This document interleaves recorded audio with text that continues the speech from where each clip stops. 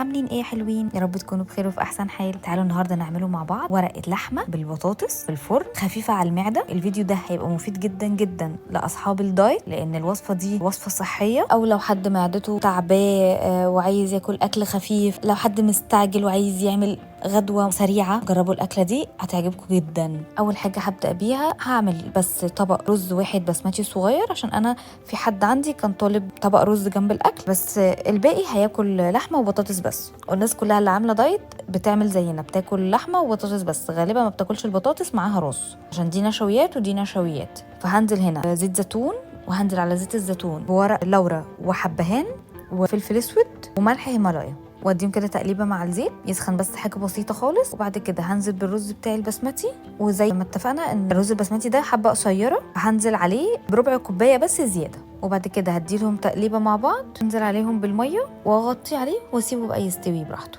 بعد كده بقى هروح عندي القروانه بتاعتي حاطه فيها اللحمه ومجهزه اللحمه. انا كنت نقع اللحمه وشطفاها ومظبطاها، كل واحد ليه طريقته الخاصه في تنظيف اللحمه بتاعته. اللي حابب طريقتي يبقى يقول لي وانا ابقى اقولها لكم في فيديو تاني. هنزل بمعلقه كبيره ملح هيمالايا، وبعد كده هنزل بفلفل اسود. طبعا مقدار البهارات بيكتر او بيصغر على حسب كميه اللحمه بتاعتك. هبشر هنا جوز الطيب، لو حابه تحطيها، لو مش حابه تحطيها براحتك، حاجه ترجع لك. هنزل هنا بقى بحبهان ورق لورا وعودين قرفه. انا رجعت تاني بقى للرز بتاعي، خلاص هو اتشرب، هوطي عليه النار، هخليها شمعه، اسيبه بقى يكمل السوا بتاعه. نرجع بقى تاني كده للحمه تاني بتاعتنا. ننزل هنا عليها بصلايه، انا بصلايه هنا مقطعاها جوليان، بس يعني مطخناها شويه، مش مخليها رفيعه قوي. وهمكس بقى كل بقى التوابل مع اللحمه مع كل حاجه مع بعض. انا جبت هنا البطاطس بتاعتي غسلتها كويس جدا وقشرتها، وهنا هقطع البطاطس بتاعتي، هقطعها رفيع بس مش رفيع قوي، يعني هقطع البطاطس هنا رفيع بس مش رفيع قوي. هروح بقى انا كده اقطع البطاطس بتاعتي وارجع لكم تاني كده. بقى بعد ما رجعت اجيب بقى الصينيه بتاعتي اللي هدخلها الفرن، احط عليها ورق زبده.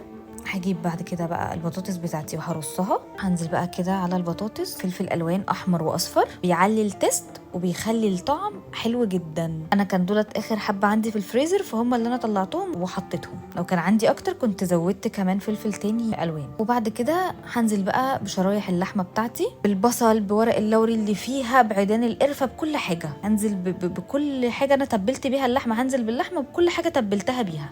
هنا بعد ما نزلت بقى باللحمه وبكل حاجه، هقفل ورق الزبده، اجيب المقص اقص ورق الزبده واقفل كويس. وبعد كده هجيب ورقه فويل اقفلها عليها من فوق، وبعد كده هقوم واخداها مدخلها عندي الفرن. هنا بعد بقى ما خلاص الوقت بتاعها عدى، هي بالظبط اخدت نص ساعه في الفرن، اللحمه والبطاطس وكل حاجه استوت. هشيل بقى هنا ورق الفويل بتاعي، وهشيل ورق الزبده من على الوش، وهشغل الشوايه مفيش 5 دقايق بس. هشغل الشوايه 5 دقايق، اللحمه كده تاخد لون من على الوش، وبعد كده اطلعها. وبكده طبق الرز بتاعنا اللي كان مطلوب مننا خلاص جاهز. وحضرنا طبق المخلل بتاعنا، ورقه اللحمه بالبطاطس بتاعتنا حطيناها في السيرفيس بتاعنا اللي هنقدم فيه الغدا بتاعنا. اشوفكم على خير يا حلوين في فيديو جديد. ما تنسوش اللايك والشير، وادعوا لي من قلبكم بالخير. سلام.